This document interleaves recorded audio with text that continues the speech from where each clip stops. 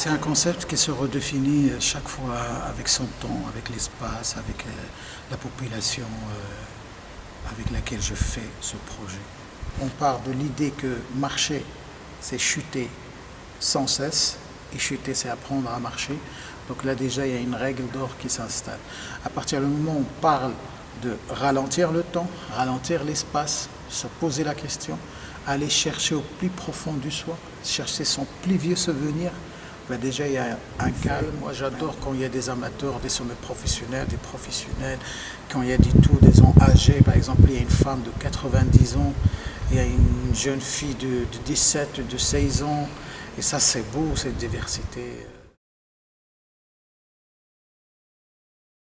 L'idéal, c'est d'arriver à créer une communauté forte qui défend la même chose et qui est à la place de l'individu. Ils sont tellement entourés, il y a le temps, il y a les gardiens. Ils ont des gardiens du temps, ils ont des gardiens de l'espace, ils ont des gardiens de l'énergie, c'est des repères aussi en pleine marche.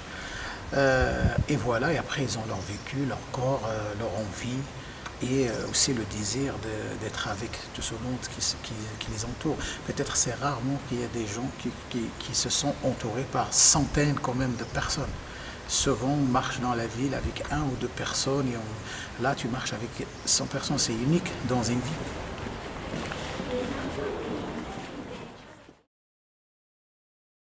On l'a fait en Égypte, mais c'était en pleine révolution. Ça a un autre sens. On l'a fait à Lorient, mais dans la journée mondiale de la femme, il n'y avait que des femmes.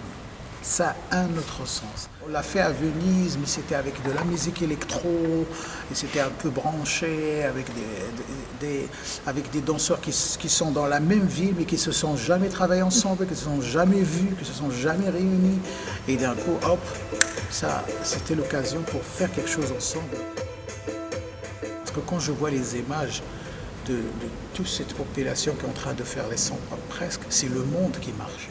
Aujourd'hui en Italie, avec tout ce qu'on est en train de vivre, presque de fermeture de frontières, d'éloignement entre les gens, de l'autre, la question de l'autre, la question de l'étranger.